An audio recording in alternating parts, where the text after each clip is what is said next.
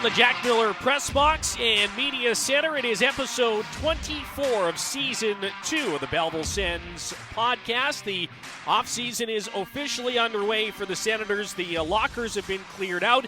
The guys have headed home or elsewhere for the next couple of months. And we're still here keeping things rolling and trying to keep you connected to the team throughout the offseason. David Foote, Brock Ormond here with you. Pretty good show this week. We'll continue on with a trio of our exit interviews from last week. We'll hear this week from Egor Sokolov.Stephen Halliday, the rookie sensation, and longtime Senators goaltender Kevin Mandolese. We'll also get you caught up on the Calder Cup Playoffs and where things are at. One Western Conference finalist has already been decided, and the Eastern Conference Divisional Finals are almost decided already. But we'll get you up to date on all of that later on in the program. For now, we're going to start breaking down some of these seasonal performances as we continue to roll out our exit interviews. And again, Egor Sokolov.Stephen Halliday, Kevin Mandolese this week. And starting with Sokolov, a down year for him in terms of overall numbers. I think that's something you can't ignore. He did tie his career high in goals, which is a plus, but a little bit down on the assist front in one more game played.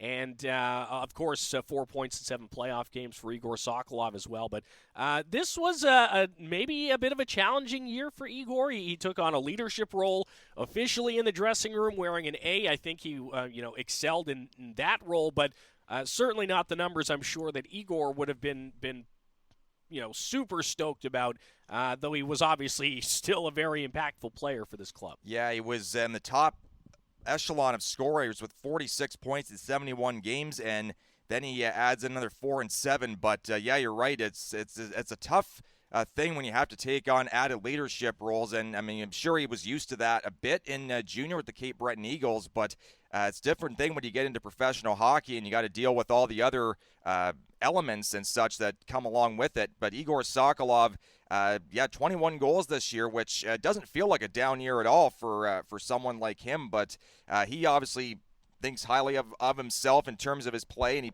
he does put a bit of pressure on himself. And to succeed, he's got to be at full tilt all the time, and he was, especially in the last few games of the season when he got the Sens into the playoffs. Willed them in with 2 big goals in that last game, especially against Laval, and that was pretty much the peak of his season right there, and him whipping the crowd into a frenzy and skating around the ice and hugging the goaltender and all that. It was incredible stuff, and Sokolov is one of those good character guys that you love to have in your room.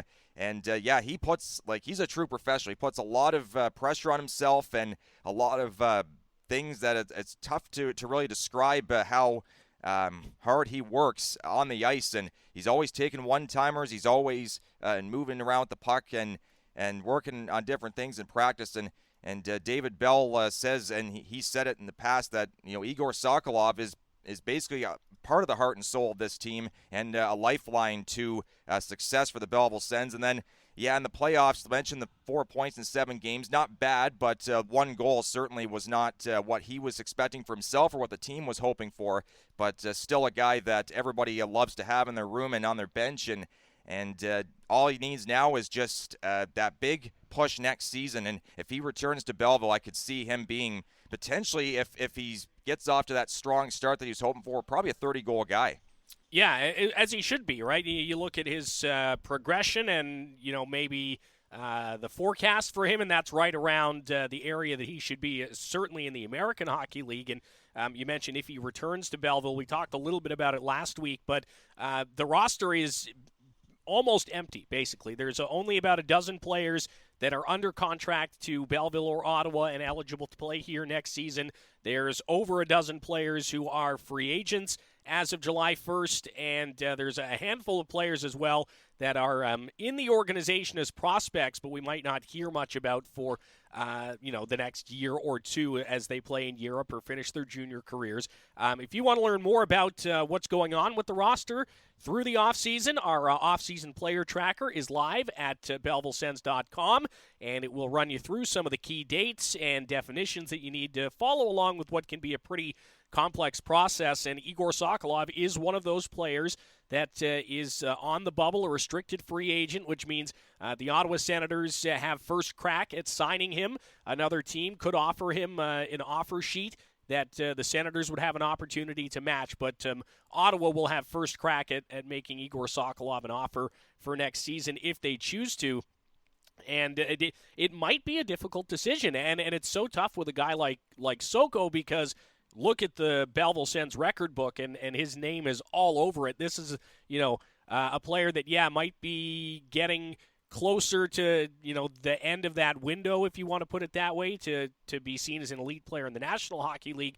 But he is an elite player in this franchise's history, and I wonder how much something like that gets thought about this time of year. Yeah, that's right. He's been a guy that it feels like's been around forever. Him and Mandolese especially, and he's been around for a few years now. And one of those things where, he kind of lost that last season of junior because of COVID, and then he went pretty much straight into the AHL, so it was a bit of a learning curve for him. But, he's one of those guys that, he's dotting the record books all over the place, and fans are going to really miss the type of character and the type of outstanding play that he brings to the table. So it'll be a sad day when he goes. But, you look at all the, top goals and, most goals in a game or what have you, and, one of those guys that puts himself in position to be a franchise cornerstone. And for the Belleville Sens, it'd be great if they could see him back for at least one more season to kind of lead them through. Senators' all-time leader in games played at 239, goals at 76, assists at 103, points at 179, and that's the all-time records. He's mixed in, obviously, with some of the skater records, too. But Egor Sokolov, our first guest here on Season 2, Episode 24 of the Belleville Sens podcast. Our exit interview series continues with the all-time leader in games played and more for the Belleville Senators. How would you put this campaign into words? I thought it was great. Honestly, the most fun I've had yet. Thought we had a really tight group. There's some guys on this team that it's hard for me to say goodbye to. I got close to a couple of guys. Larson just left, and I had a couple of tears dropping. It never usually happens for the guys. Yeah. But that just tells you how tight I've gotten to these guys, and So, at the end of the day, I would say that probably we faced a lot of adversity, but we just kept going through it. Never quit. You hear Bellsy always talking about we're never going away, and that's what I thought we did the whole year.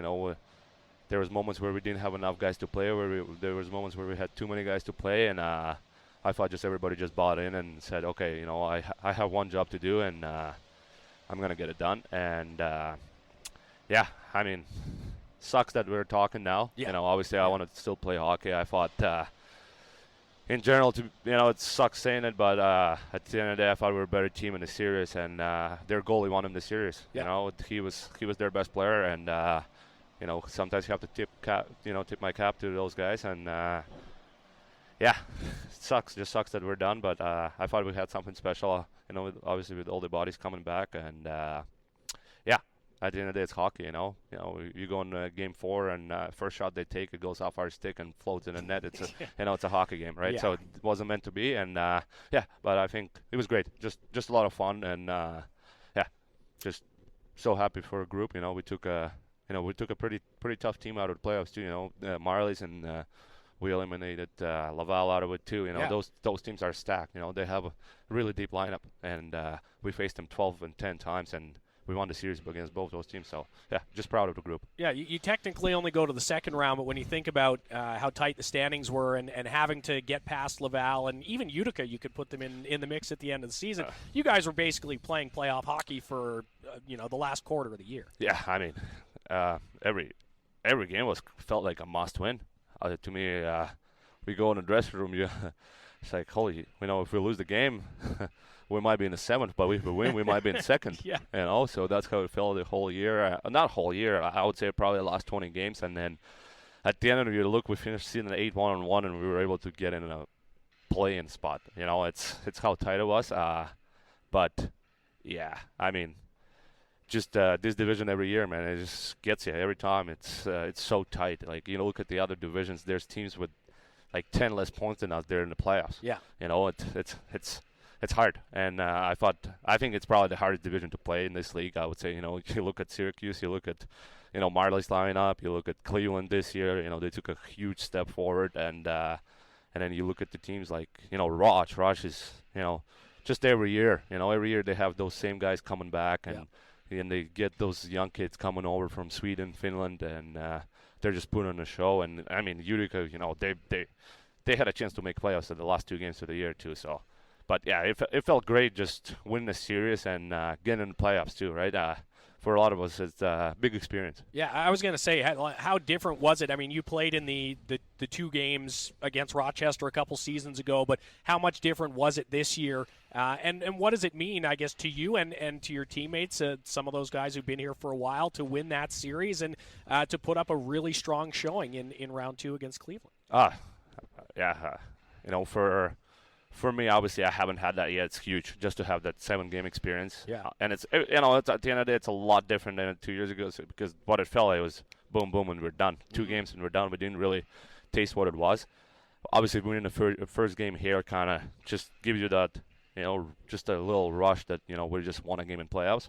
And for a guy like me, it just meant a lot to just make it. And, you know, Lassie, Rhino, you know, we all played together for 4 years, and we haven't had a sniff, so we were all pumped up about it. So, but, you know, if you look at the younger guys, you know, like Chucky, like, you know, Halliday coming in, Peterson didn't play, but he just saw what it was. Yeah. You know, he was around the guys, and he knew what we were going through, how hard it is. You know, Yep. Every game I walked out, man, I had four ice bags on my body. It was just, the playoff hockey and regular season hockey is just a different mode.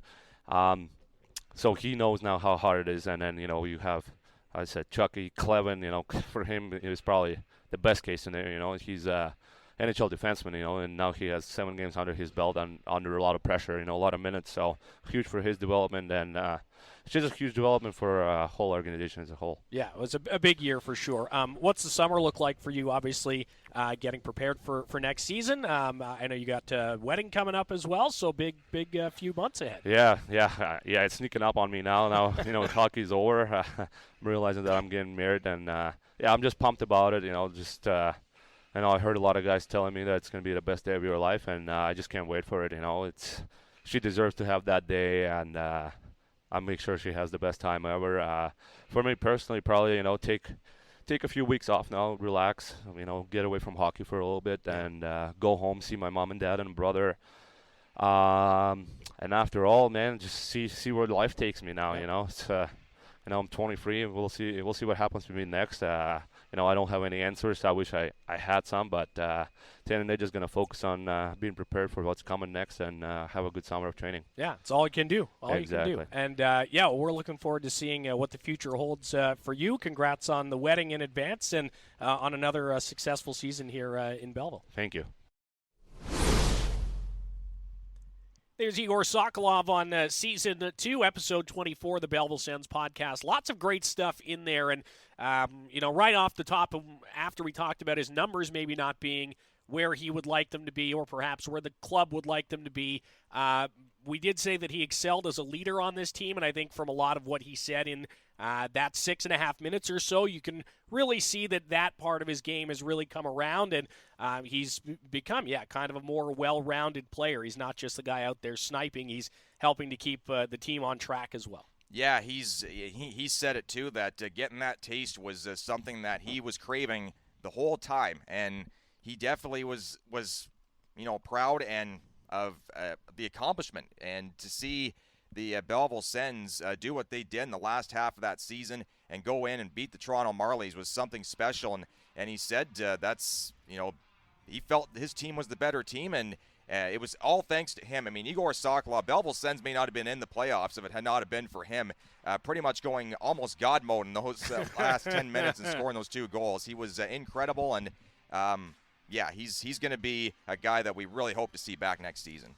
Well, funny you should mention one of those big moments for Egor. Here is Egor Sokolov's buzzer-beating empty netter that sent the Sens to the playoffs for the first time. When we come back, we will chat with the rookie sensation Stephen Halliday on Season 2, Episode 24 of the Belleville Sens podcast. He's going to shoot and hit the post. Sokolov tries, he scores! Sokolov scores into the empty net.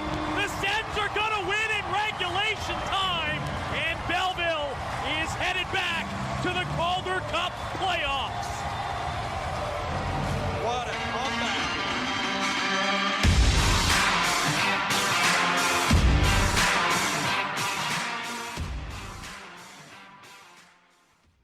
Stay ahead of the game. Plan now for the next season of Belleville Senators hockey. 2024-25 renewals and new seat packages are on sale now. Visit BellevilleSens.com to receive information on pricing and learn about the exclusive benefits season seat members receive. Because you want to be in on all Sens hockey action. Plan to get in the game. More on season seat memberships at BellevilleSens.com. Go Sens, go!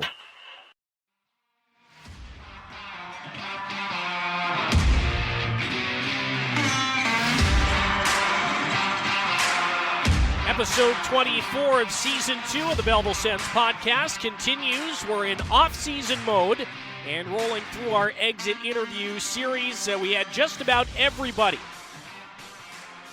able to run through the car wash, so to speak, and chat with us. And you can hear those interviews throughout the course of the off-season here on the Belleville Sens podcast or on the Belleville Sens YouTube page as part of the Belleville Sens Entertainment Network. You can head over there, and if you're more of the visual type, you can have a watch as we chat with some of your favorite Belleville Senators players about what was a successful 2023-24 season, albeit including an early playoff exit, though later than this team has ever experienced, and that is really what we heard from Egor Sokolov in the last segment about how kind of proud he was of this group and what they were able to accomplish, and making the playoffs, again, is a story. Getting further than this team has ever gone before in the playoffs is a story. There were a lot of stories around this team this year, and maybe one of the best came in the second half, right near the end of the season, as I choke on my own words here. And that was Stephen Halliday, joining the team from The Ohio State University. He has to deal with the disappointment of losing in the NCAA playoffs and joins the Belleville Senators, makes his pro debut, puts up 5 points in 10 regular season games, and then is among not only the best players for Belleville in the Calder Cup playoffs, among the best players in the American Hockey League in the Calder Cup playoffs, as he puts up a total of 9 points over those 9 points over those 7 playoff games. This, for me, really is probably one of the top 3, maybe top 5 stories for this team this year, is the introduction and impact of Stephen Halliday. Yeah, he was incredible in that those 2 playoff rounds, and we talk about the Sens needing that extra little spark offensively that they had a bit of, but again, when things get tough, it's kind of hard to look to a guy like maybe a Taryn Fizer or Cole Reinhardt to expect to carry the load and rack up, 15 points in 10 games or what have you. But Stephen Halliday is the type of guy that comes in with that pedigree of being a playmaker, and he was a pure playmaking type. 12 assists over the course of 17 games with the Sens, and it felt like he was here a lot longer because of the big impact that he had. And goal scoring wise, he's not going to score a whole lot of goals for you at the pro level, but boy, he was incredible in that postseason. Just the passes he was making, just flipping pucks on the backhand through 3 sticks, ran on the tape of Josh Curry for 1 goal. Making blind passes in the offensive zone. Dipsy Doolin at center ice, he was a wizard with the puck, and he's one of those guys that in the college game definitely prepares you well, and probably prepares you well better for professional hockey than it ever has before. And for Stephen Halliday, that little crash course in the AHL was something he definitely needed, and he's certainly going to be, if he comes back to Belleville, going to be a real treat to watch this coming season. And Halliday is one of those handful of players that is eligible to come back next season. 2 seasons, actually, remaining on Stephen Halliday's entry-level contract. So expect to see him here in Belleville. I think, and I'm not sure if we've talked about this on the podcast or just on the broadcast, but I know I brought it up before, what I've called the Drake Batherson model for the Senators, where you leave him down here for a full season, let him kind of be the guy, see if he can replicate that performance from late in this season, and then, you give him a look here or there, perhaps give him that NHL experience, help the confidence. But really, for me, I'd like to see Stephen Halliday stay down here next season, play a full 72 in the AHL, and just see what he's capable of. And I think there's going to be a lot to figure out, and there will certainly be opportunity to go up. But for me, I think that's what I'm most excited about because, again, this is not a first-round draft pick by any means. He's a fourth-rounder, so a little bit later, but obviously has a lot of the pieces that will make him successful in the pro game. Yeah, that's exactly right, David. That's a smart model to have, and the Ottawa Senators have been known as an organization that's given the young guys some time here in the AHL to develop. And so that model or method absolutely should be used for Stephen Halliday because he does need to maybe put on a smidge of weight, maybe 5 pounds or so, and get himself physically fit and ready for a full grind of a 72 AHL season. The rigors of an AHL season obviously a lot larger than the NCAA, where you only play, maybe half the games, 35, 40 games. So, bringing him into Belleville, have him here for a full season, let him just pile the points, and then if Ottawa starts getting banged up a little bit, then maybe bring him in and see what he can do up there for a couple of games. But, he should be a guy that will be a dangerous sort in the offensive end in the AHL, and obviously he'll work defense on the defensive end as well, and he's got to make a whole rounded game for himself. But offensively, I have no doubt that Stephen Halliday will be a force on the chart, so to speak. Fourth in playoff points as well, still with 9, and Belleville's been out now for almost a full round. Which is wild. But that's enough about Stephen Halliday's season from us. Let's hear from him. Stephen Halliday, the former Ohio State Buckeye, up next on Season 2, Episode 24 of the Belleville Sens podcast. Again, here for a short time, but how were the 20 or so games that you played in the American Hockey League? How did you feel about your transition? Yeah, no, felt like coming here and kind of playing playoff games right off the bat was definitely a cool experience, and I'm very thankful that I got the chance to, come in and play. So, I thought it was not the ending we wanted, but definitely I learned a lot from it. How about the season overall? You finish up at school, you make that decision to come to the American Hockey League.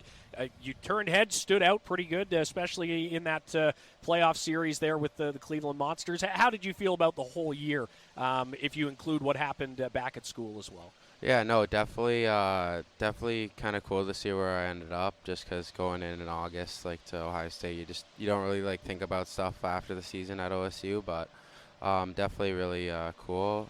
I really learned a lot at OSU the past 2 years. Just played with some great players, like Mason's playing in the NHL playoffs right now. Yeah. Like Mick Ward's playing with the Canucks right now. I think he got called up, so definitely cool. Then playing against Dobie in my first 2 games was cool too. So definitely cool to see guys from OSU move on to the pro ranks, and then ultimately it was a really good experience.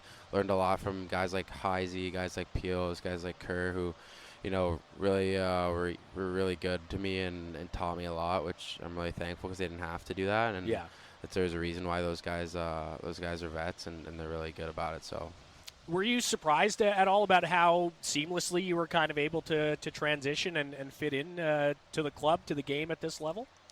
I didn't really know what to expect. I've talked to a couple guys, and they all just kind of said the same thing, try to play your game and don't really think too much about it. And obviously the first 10 or so games, there was ups and downs in each game, and even in practice and stuff, not learning how to battle with older guys and stuff like that. So definitely think I learned stuff there. And then in playoffs, it was is a lot of fun just because the excitement around just the team and being in the playoffs and seeing like Egor and guys like those who've been guys who've been here for a number of years and not make the playoffs, and then see the emotions when we win a couple games and series. So it's definitely cool to see that, and ultimately, like, it was definitely a great experience. Yeah, with Sens forward Stephen Halliday, what does the summer look like for you? How will it maybe be different to past summers, given that now you know what's kind of ahead in September in terms of going through camp and being a pro for a full season next year?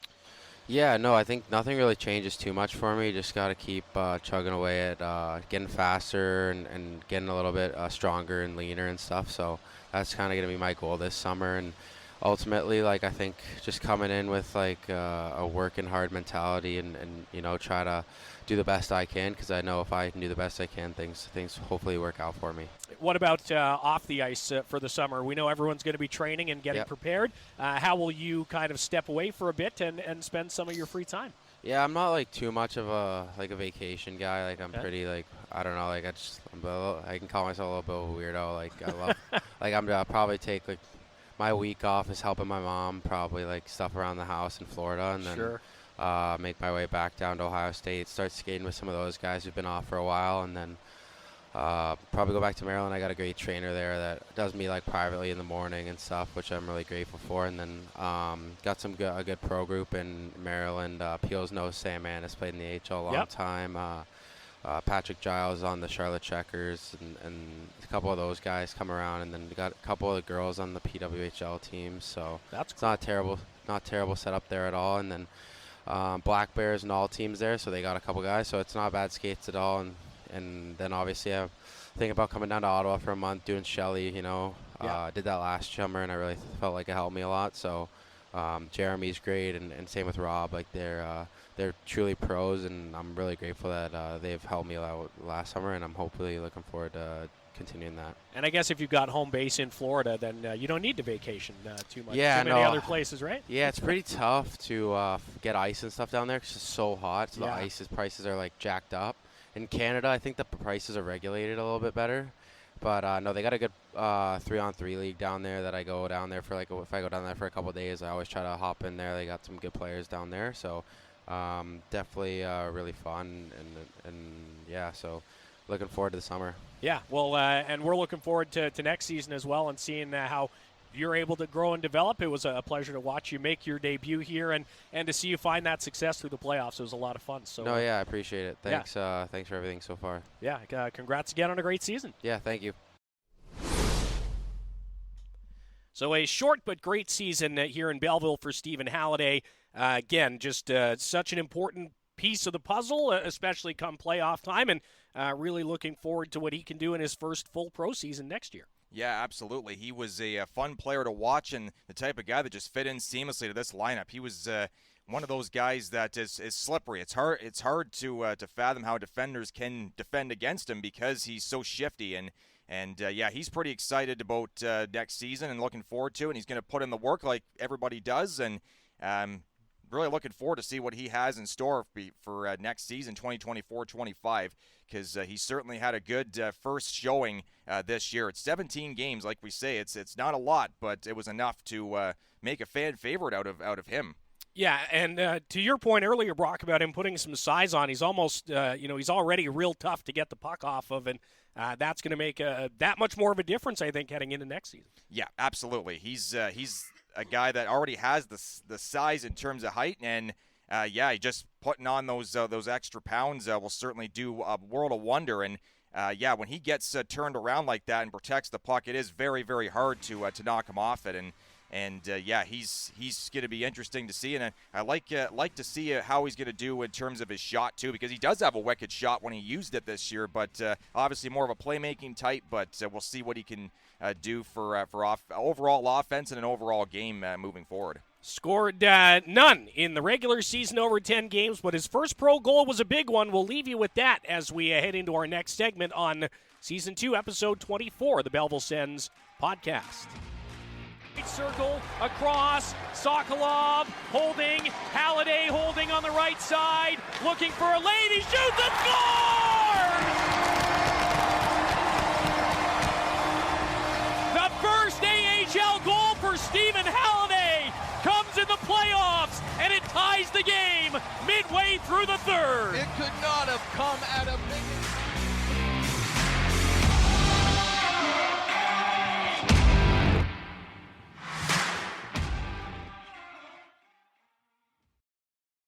Don't miss 1 second of Belleville Senators action this season. The Belleville Sens Entertainment Network is the only place to hear live coverage of the Belleville Senators for all 72 games plus playoffs. Pre-game coverage begins 15 minutes before each game with David Foote, and the network is also home to the Belleville Sens podcast, the Belleville Senators Entertainment Network, presented by Deerhaven Farm and Garden. Tune in on the Belleville Sens app or bellevillesens.com.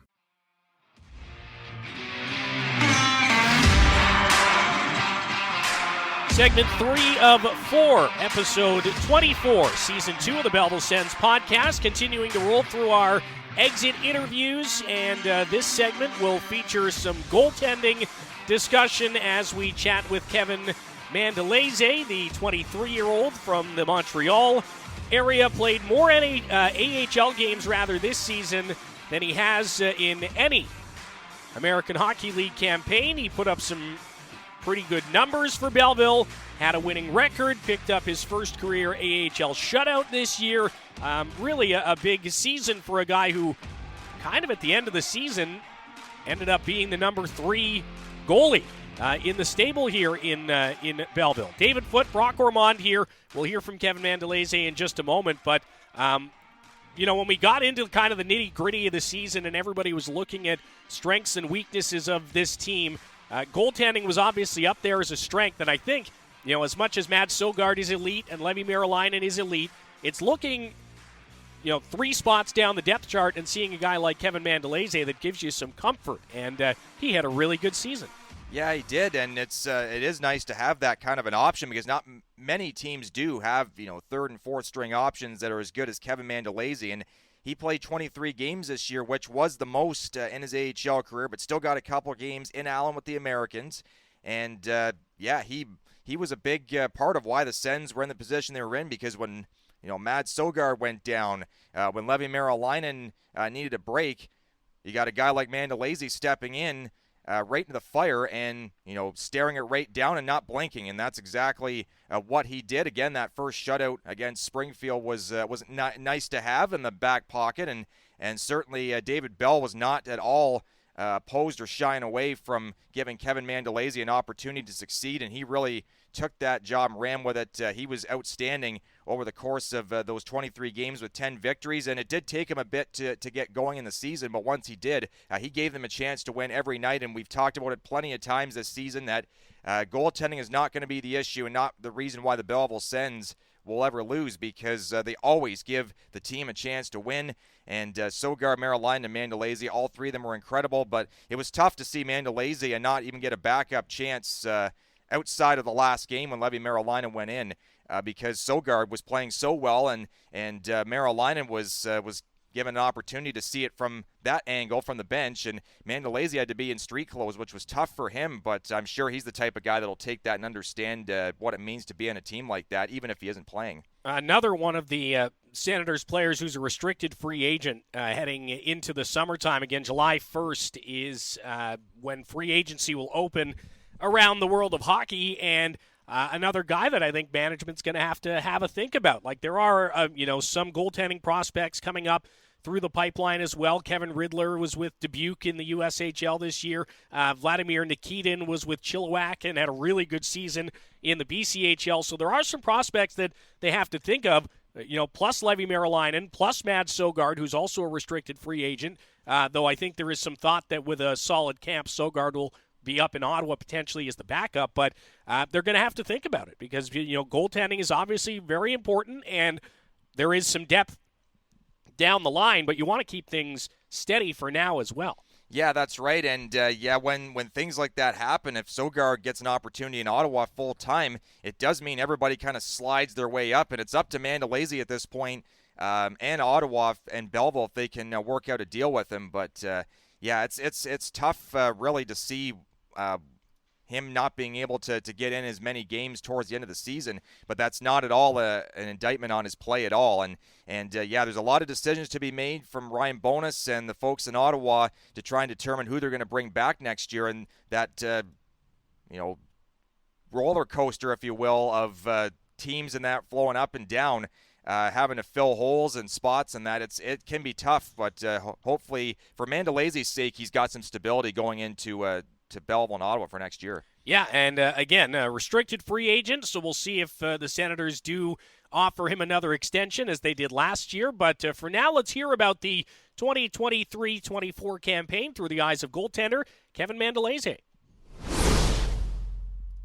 Thanks for taking a few minutes before you get out of here. Well, thanks for having me, Footy. Yeah, of course. It was a pretty busy season for you. 23 games. That's the most you've played in a season in the American Hockey League. How did you feel about this whole campaign overall? I think overall, probably my best season, most consistent season too. No, I'm pretty happy. I think we had a special group of guys that definitely helped me out and helped the team out, and it was a pretty special season, I believe. Kind of an interesting year from the goaltending department standpoint with the changing coaching partway through. Tyson Teichman comes in for Justin Peters, and we've always talked kind of about the stable of goaltenders that there's been here. But how much change was there, when that switch took place, I guess, and how, if at all, did it kind of impact things for you guys as a group? Well, I think obviously I'm very happy for Petey that he got the promotion. It's very well deserved. Yeah. With Tice coming in, he did a great job. Definitely, it's different voice, different baggage of experience, but nonetheless helped us a lot. Different ways of working that worked as efficiently for Petey and for Tice. It worked on us, a different voice.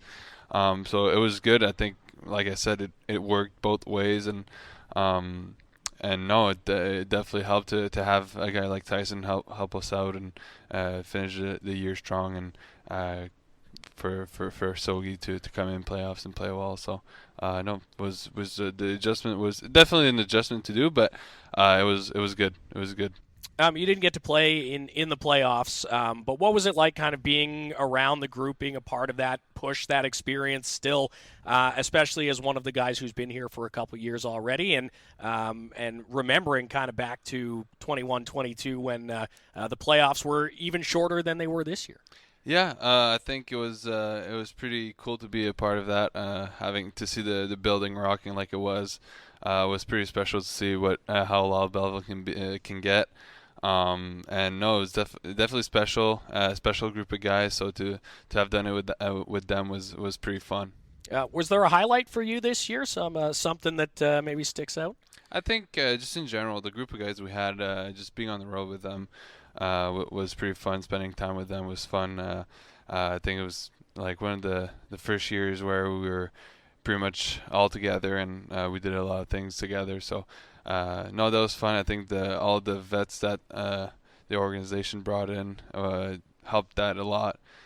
So no, I think just in overall the entire season was a highlight. Just with all the work we've done, all the adversity we went through, the entire team together was special. And no, I think like I said, the entire year for me was pretty special. What does the summer look like for you? Is there an area of your game that you can kind of key in to work on, or maybe how is off-season preparation different for a goaltender? Because it's not like you can just go out there and take shots necessarily. How do you kind of prepare for next season now?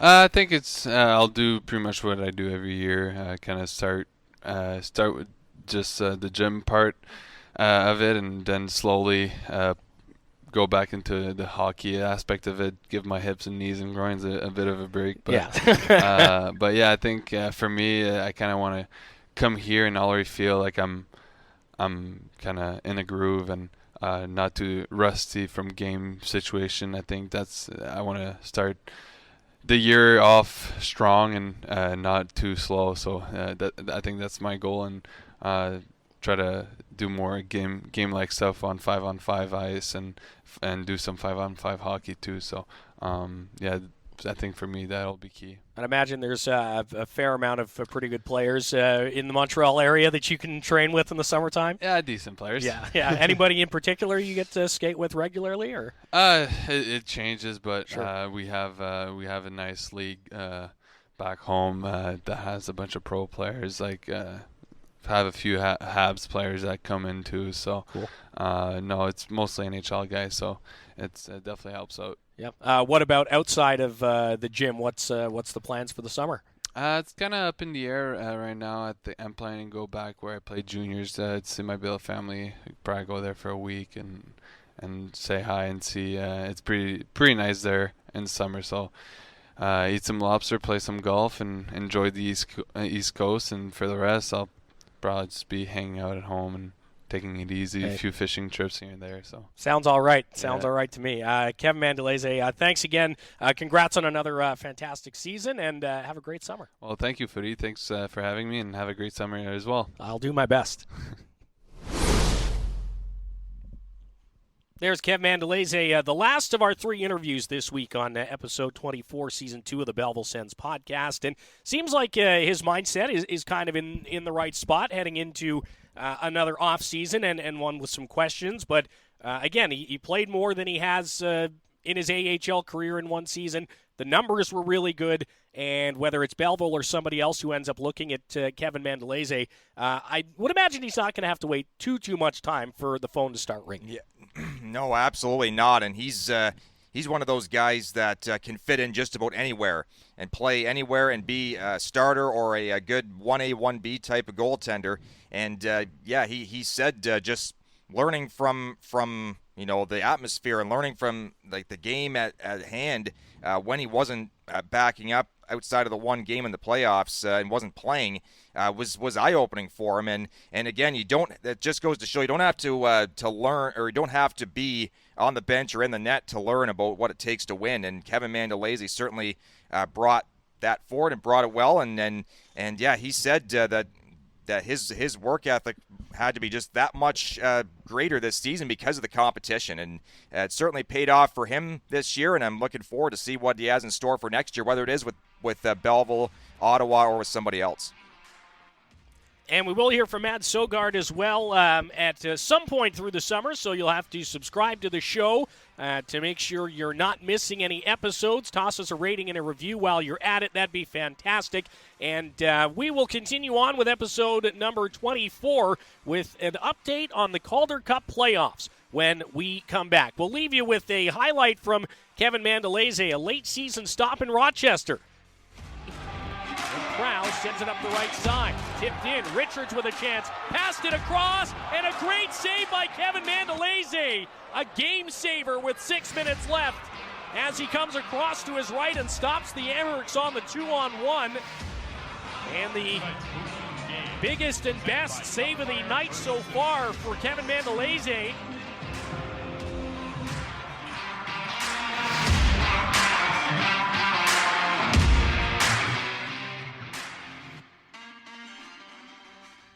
Stay ahead of the game. Plan now for the next season of Belleville Senators hockey. 2024-25 renewals and new seat packages are on sale now. Visit BellevilleSens.com to receive information on pricing and learn about the exclusive benefits season seat members receive. Because you want to be in on all Sens hockey action. Plan to get in the game. More on season seat memberships at BellevilleSens.com. Go Sens, go!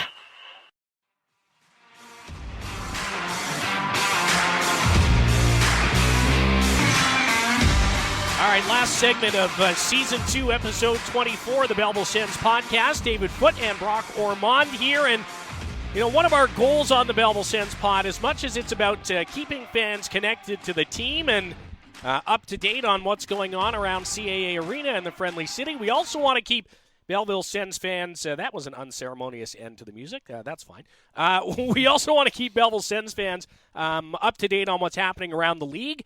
Obviously, Belleville's done, but the Calder Cup playoffs are still ongoing, and for most teams, it's the divisional final round, unless you're the defending Western Conference champion Coachella Valley Firebirds.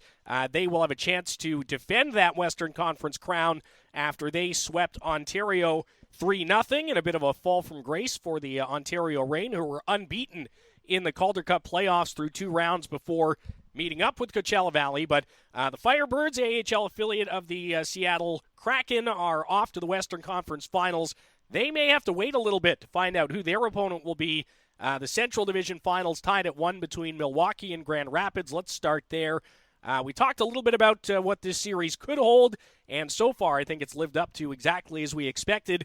2 of the best teams in the Central, and they, again, are tied 1-1. Milwaukee winning Game 1 5-2. Grand Rapids winning Game 2 4-2. And by the check of the calendar, we can tell you that Game 3 of that series is on Friday, along with Game 3 between Cleveland and Syracuse and Hershey and Hartford. This is Wednesday, the 22nd of May that we're recording. But I digress.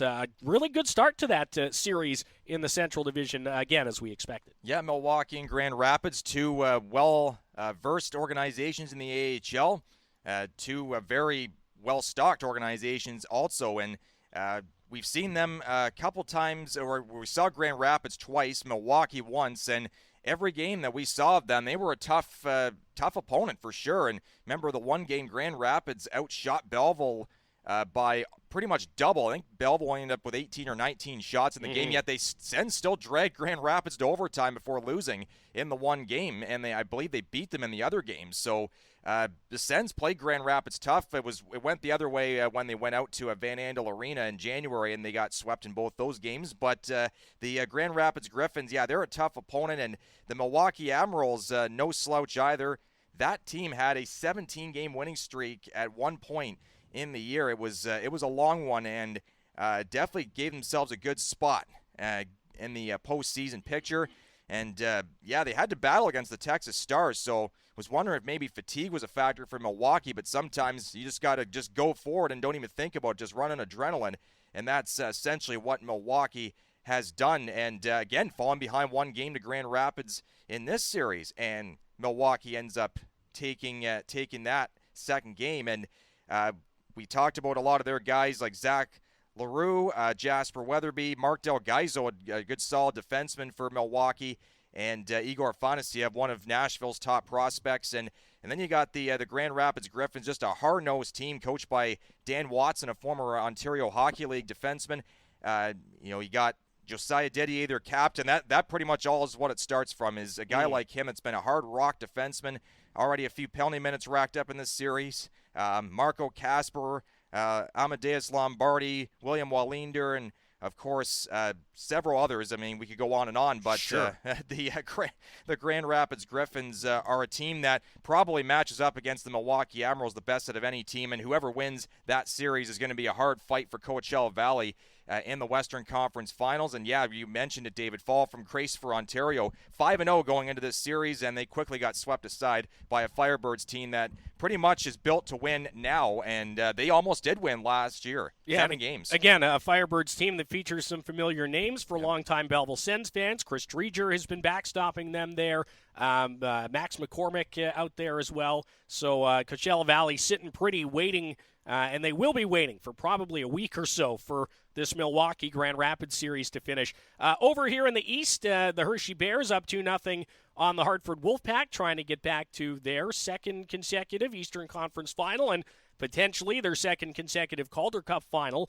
The defending champs have looked like it in these playoffs so far, especially against a team like Hartford, who maybe coming into things was perhaps a little bit of an underdog, but at times during the season, one of the best teams in the league. So they're going to have their work cut out for them here against the Hershey Bears, who just need one more win to advance. Yep, they're champions, and for a reason. They're the top team in the league all season for a reason. Even without Garrett Pilon, who was a key piece to that puzzle last year for the Bears, just all the way up and down the lineup. Vecchione, Lapierre, Limoges, Snively, Riley Sutter, Matt Strome, Garrett Rowe, Lucas Johansson, Vincent Iorio, Chase Prisky, Dmitry Osipov, Dylan McElrath, the AHL's version of a tough physical presence like a Ryan Reeves or somebody like that. A tough guy to beat, and then you got the goaltending with Hunter Shepard and Clay Stevenson, who were both outstanding. And to think Belleville, again, tying it back to the Sens, beat them 3-0 on their banner-raising night, and it almost seemed like the Bears were inspired from that. They said, we're not going to let that happen again, and they didn't. They went and pretty much ran the table the rest of the season in the AHL, and the effort level from the Bears when they were here back in February was something special. We could tell right away from the first probably 5 minutes or so, this Bears team was different than the other teams that the Belleville Sens played, and ended up winning 4-2. Belleville had a good fight against them, all things considered, and again, Belleville has played well at home all season, and one of those games that you couldn't be too disappointed about losing to a Bears team that finished with more than 50 wins. They're a good team, and the Hartford Wolfpack, you're right, are going to have a lot of challenges to try and come back. 2-0 down, it's not going to be easy, but the Hershey Bears know from their run last season that the last game is always the most difficult to win. And the first 2 games of that series played on the road in Hershey as well. So we'll see if some home cooking at the XL Center in downtown Hartford can help the Wolfpack to get back in that series. The final series still underway is the Cleveland Monsters and Syracuse Crunch. This would have been the series that Belleville was in had they have advanced past Cleveland in the North Division semifinals. And after 2 games, both played in Cleveland, it is the Monsters 2, the Syracuse Crunch nothing. The scores in that one, Cleveland wins 4-1 in game, 1-0 in game 1, 4-1 in game 2.